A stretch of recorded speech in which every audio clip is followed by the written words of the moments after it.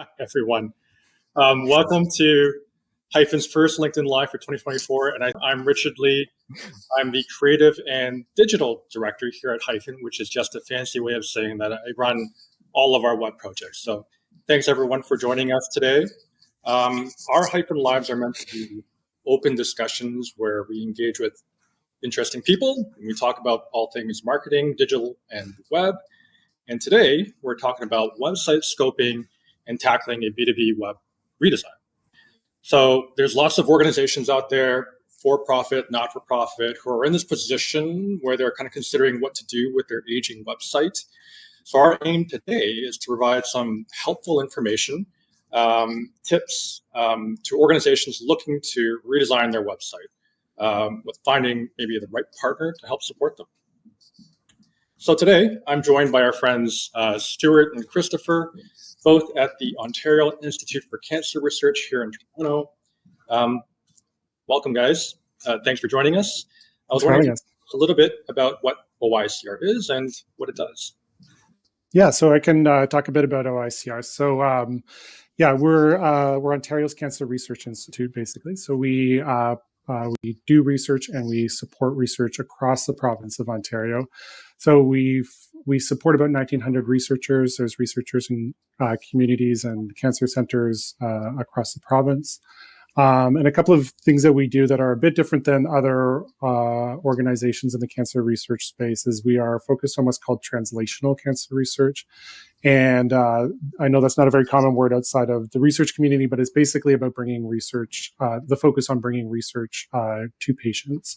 And then the other areas that we also have a focus on, and it goes together with the translational piece, but it's on commercialization. So we support all different kinds of research or in many different research spaces. And I should say as well, we are a not-for-profit and we're funded by the government of Ontario to bring the best cancer research to the people of Ontario. So I think a little just talking about this and about us, I think you'll see some things that we'll probably talk about more is just the size of the organization and the amount of different pieces of the organization and how that can be a challenge and an opportunity for redesigning the website.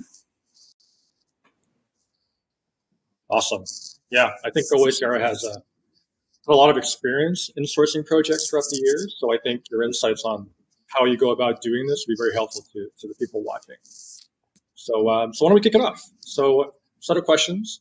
I can start with this one. How should an organization go about assessing the scope of their new website project? So kind of like what internal resources should they rely on?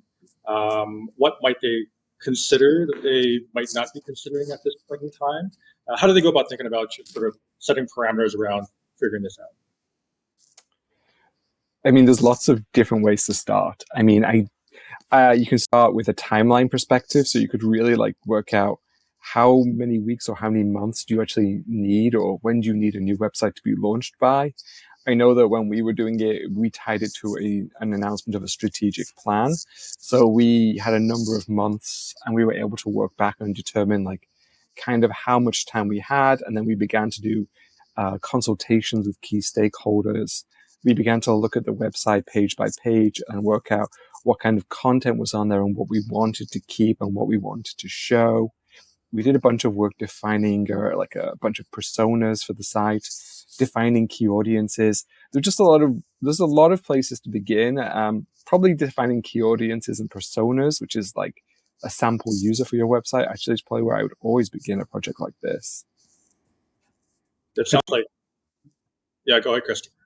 Yeah, I think too. I think with planning a website, I think a big part of it too is determining the sort of size of the site that you want and how big you want it to be and how much content you want to have on it. And I think for a lot of organizations, I think when you're scoping out how much time it's going to take you, I think there's a huge amount of time that if you actually want to have a small website or a leaner website, there's a huge amount of time going into the planning that I think you need to plan for a lot of consultation because there's a lot of choices that need to be made. So a smaller website on the sort of building side might be faster to make, but on the planning side, you really have to have a lot of conversations about and make a lot of decisions up front about what's actually.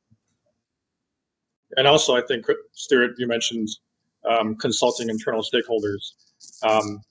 For an organization as big as OICR, I mean, especially with a smaller company, maybe have a couple of people who you can maybe talk to, and that's sort of the pool of decision making you need to really worry about. But with OICR, I imagine there's a lot of people who are vested in how this new website might turn out. So how did you go about managing all the different perspectives and opinions about what this new website should be? I mean, it's a lot of just really open conversation, right? So it's a lot about like bringing the goals that we kind of have set up.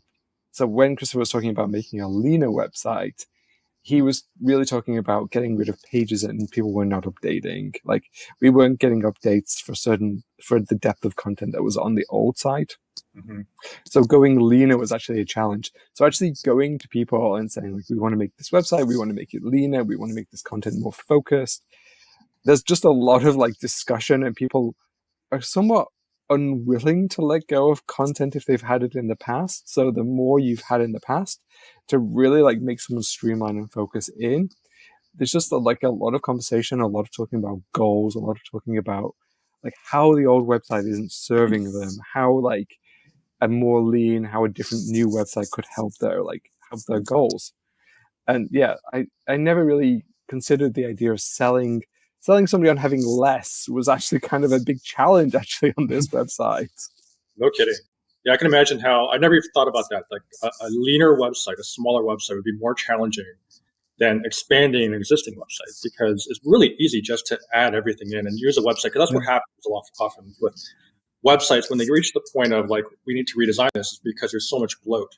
It's because it's become this repository of everyone's stuff, and everyone has their corner of the website that they've just thrown content in. And you realize at this point it's unwieldy, which to your point, Stuart, you need to develop personas to figure out who's actually using the website, what are they looking for, how do they move through it, and then from there begin to cull the information and bring it down. And that's a really difficult exercise to do. And from a communications perspective too, I mean, if you have this giant website that people can't navigate, your messaging gets lost. The actual purpose of the site, of you trying to communicate to those personas, is just people can't find what they need to find. So yeah, that's why we made that choice to be leaner, because we really wanted to make sure, despite the size of the organization and the number of different things that we did, that when people sort of first dip their toes into like finding out about OICR, that they got some clear top line messages, and it wasn't like a competition for every message that we had as an organization on the homepage. So for you guys, I know that when you guys redid your website, it was tied with a new brand launch. How did you go about balancing the messaging with the content? So if the focus is on the message, how did you balance that with, how much content that you actually displayed? That's actually a really interesting question. And we ended up creating like almost 2 tiers within the website. And so this was an interesting perspective, because actually you were talking about, we ended up creating like basically 2 audiences. So we ended up creating like a public lay audience that would probably benefit from more simplified top level messaging. And then we also had a pool of scientists that continue to want like very detailed information, papers, publications, like collaboration opportunities. And like, we just knew that was going to need a separation. And I know that when we were building the brief and building the creative brief to take out to web design firms, I know that was something that was upfront. I think making clear that we needed to create one website that served 2 audiences. I think that's something that a lot of people don't think about, is that a website, you probably think one website, one user, but in fact, it's going to be serving multiples of personas. And how difficult is it when you got different user types hitting the web page, hitting, the homepage, there's a banner, there's one message. How do you serve that message up to these different groups? Mm-hmm. Yeah, that's where the persona approach really really served us, because we kind of, I mean, I also always think about websites serving audiences at different speeds. So I always think there's like going to be an audience that quickly bounces off the page within 5 to 30 seconds. They are looking for some top level messaging, and that's really all they need. And you need to have content for that very quick, that very glancing audience. And then you have an audience that's going to spend a couple of minutes there trying to find what they need. And then you can have audiences that do the deep read. So I always try and want our web pages to be built in that way, where we have glancing content, more engaging content, and then deep read content. So this internal scoping process for you guys, where you went out and you consulted with the different stakeholders and you began to think about messaging and the planning of it internally, how long did that process take before you went to tender? Was that a long process? Was it a short one? It's not fast. It took us a number of weeks. I know Christopher met a lot of people. I met people. I know Christopher met people. And then there was a period of collating a lot of like data, collating a lot of notes. Mm-hmm. I think Christopher met more of the key stakeholders, the more senior stakeholders, and I met more people who were like research focused. So divide and conquer. Yeah. Yeah, because there was a consultation phase where I was speaking to people about communications in general with OICR, and so in that the website came up quite a bit. So there's a lot of information to glean from that. I think we I would say like there could have been more time spent on that. The more you can do and the more that you can plan for that, I think is beneficial. But of course, you start and and then you have a deadline, right? There's a certain launch date, so you're already working back from that deadline. So you're trying to go as fast as possible, but also, to meet certain people. There's just people also need time on their end to know what they're going to say to you too. And how did you guys go about like assigning a budget?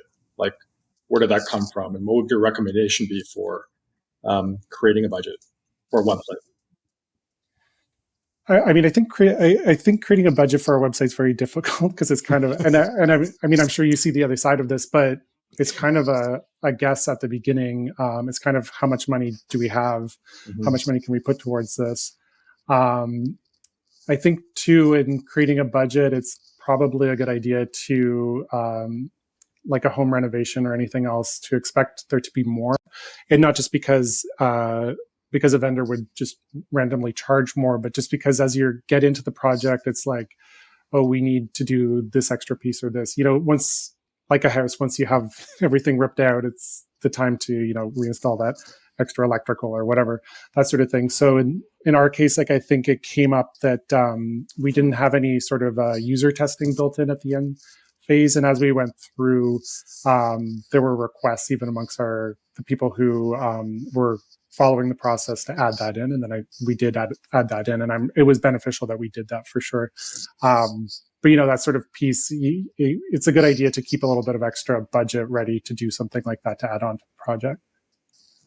I think when it comes to money, it's really difficult to know what you don't know, and that's sort of why you lean on vendors in the first place, is because they have the expertise, and you're kind of coming to them with an idea, and you really don't know how much things cost. Which is why I think the planning process, that scoping process at the beginning, the more kind of narrow you can make it, and the more detailed you can make it, the better ideas a vendor will have in terms of what they will need to produce. And so they can give you more accurate. And the other thing, and from the flip side, our side, is that we have no idea. We kind of like guesstimate as well. We'll throw a number at it. It really comes down to the scoping in our hand. So we go through a phase where we'll do like discovery and learning and functional requirements gathering. And that's the thing to know exactly what the number is going to be based off of. So I think if you haven't already, think about maybe working with a vendor in terms of having their input and letting you know approximate cost based off of their needs. It's sooner rather than later. Yeah, and I would say too, also just so you're not completely guessing, it's a good idea if you have colleagues who have just gone through a similar process and they're willing to share a budget. If you can ask around and sort of see, okay, their site costs this and that sort of thing, and then you're going into it with a bit more knowledge.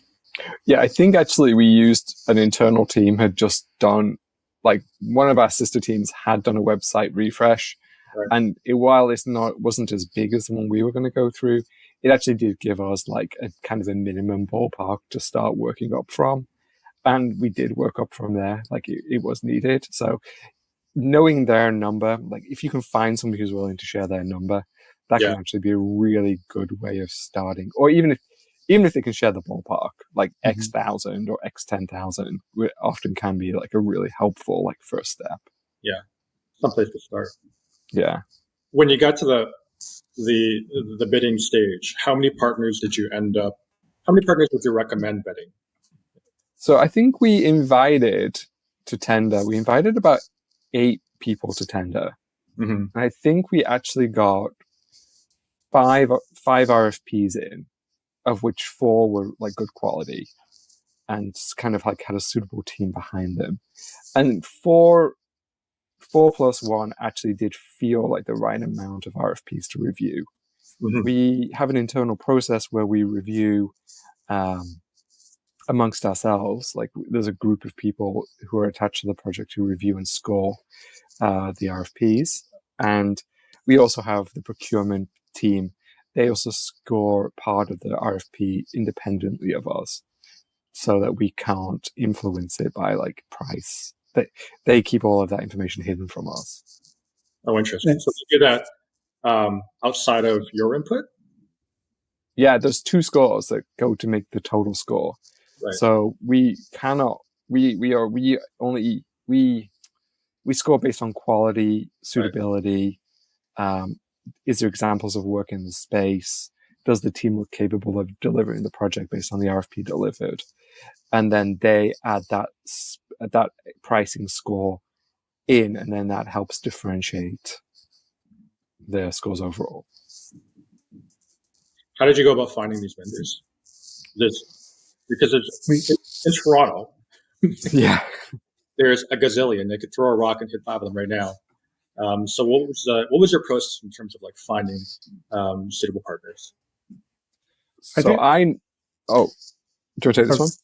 Yeah, I mean, I was just going to say, I think there's a ton of web design firms out there, but not all of them have experience working in the space that we're in. And so again, talking to partners that we knew and looking at websites that we liked, and getting recommendations through that process. That's really how we started.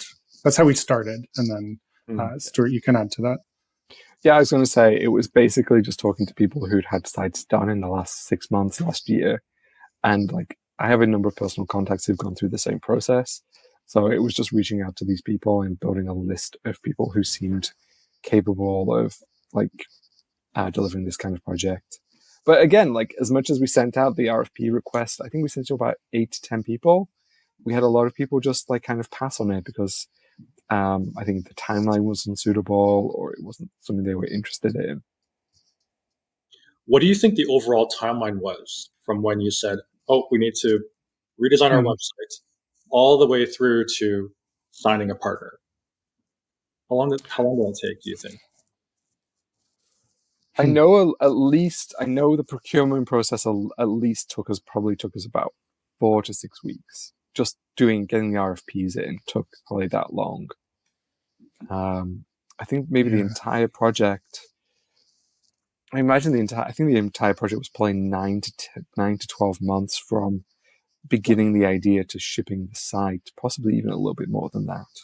Do you think that's atypical though, or is it just because of the way that OASCR is run and it being a non-for-profit government organization that it took that long?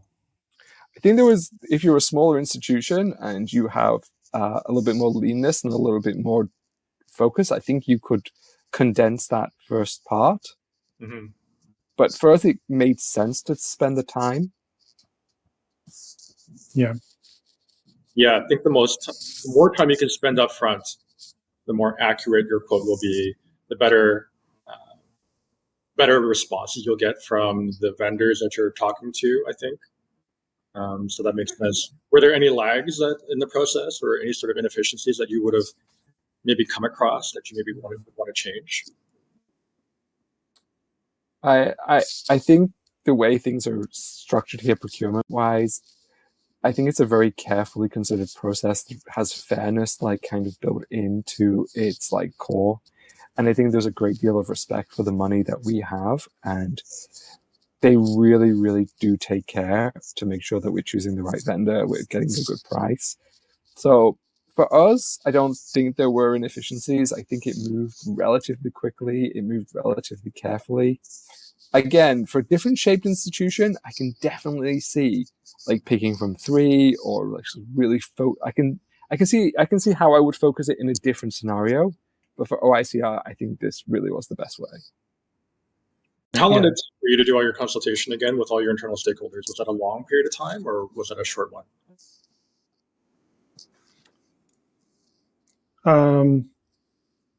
Yeah, I mean, I'm trying to, what is long and what is short in terms of it.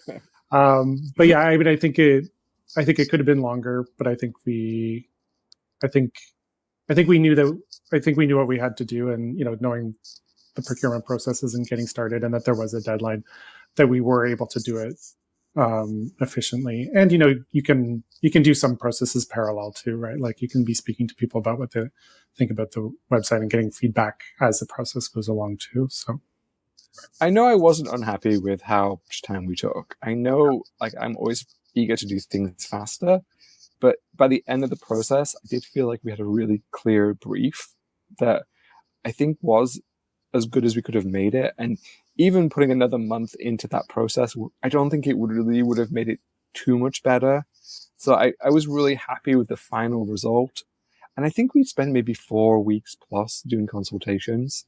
Mm-hmm. So like I felt like we had a really good understanding of what we were doing. And also Christopher and I have lived with this website for many years. Like we've lived with the website in a number of different variations. And we are beginning to like have a really good understanding of like what we want the website to achieve. So like it's also really important knowing that we're the communications professionals at the Institute and knowing that we're running the website. Like our like input, I really wanted also to make sure was in the design brief. Right. And I think too, I mean, websites are interesting because they are so visual, and a lot of things in communications people don't have any sort of opinion on, but websites people are very opinionated about and are very vocal about. So when Stuart says that, our opinions on the site, it's also that, we've heard, anytime anyone has a thought about the website, they share it, good and bad.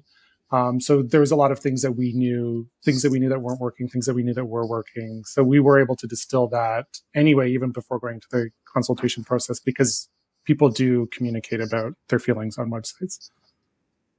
So with a potential partner, once you arrive at that point, what should you ask them before you sign the agreement? Are there any sort of specifics that need to be addressed?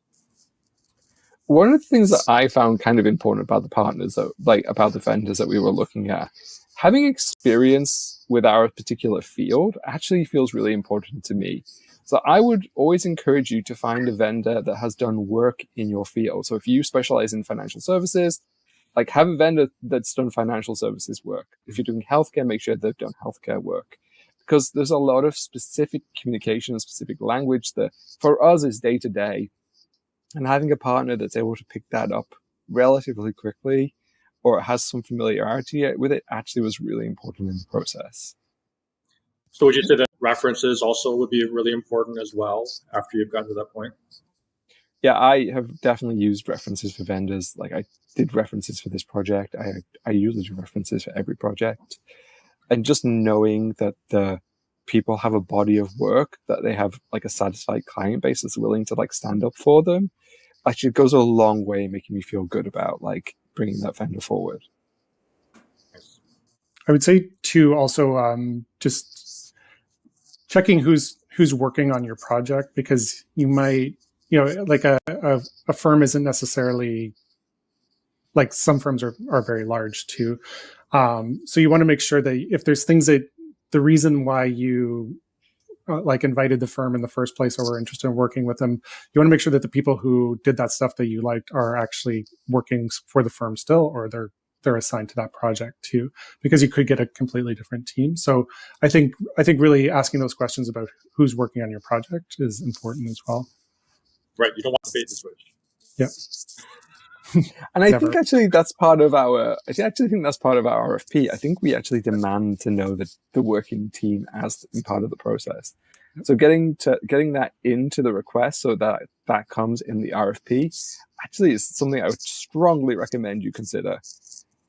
I think that happens commonly in this space with agencies, is that the partners will come in, they'll do the pitch or the meetings and everything else, and then there's a handoff to the actual project team, and you don't really see the partners again, which is not necessarily a bad thing. But if that's something that's important to you, then it's something that you should be aware of. And Stuart, as you said, put it into your RFP.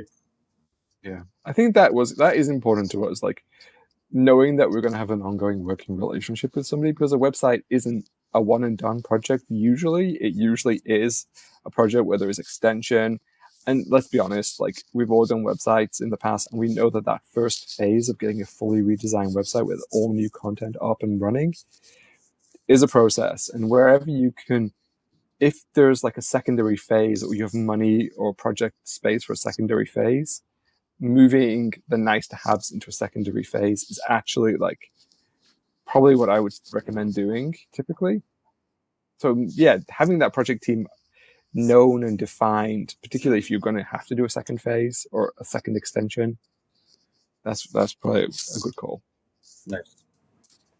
Okay, guys, I think we're running up close on time. So before we check out, last question: were there any surprises, good and bad, for you during this whole process of scoping a project, finding a partner, signing them on?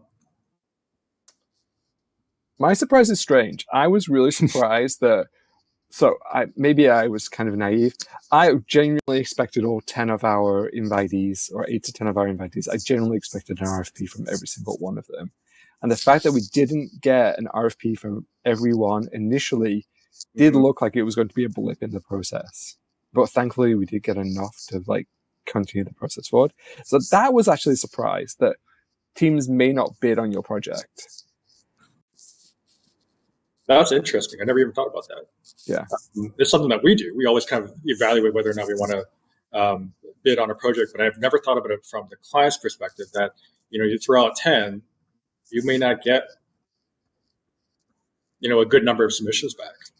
Yeah, that was the most surprising thing, I think, in the process. I genuinely expected everyone was dying to work on our project, but apparently that wasn't the case. And then that opens up a whole new world of problems if you don't get enough. Yeah, exactly. And I think that was actually heading to be a consideration in the process. Wow. Awesome. All right.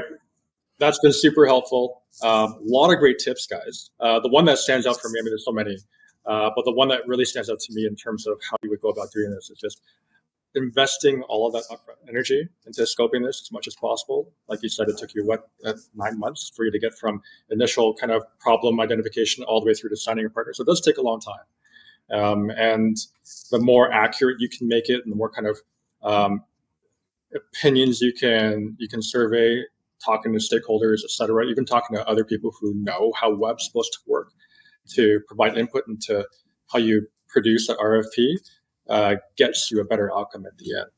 So yeah, lots of great tips. And thanks for being with us today, Stuart and Christopher. And everyone else, thanks for joining us at our inaugural 2024 LinkedIn Live. And we'll see you at our next one. So thanks for tuning in, and have a great week, everyone. Thank you. Thank you all. Thanks, guys. Bye. Bye.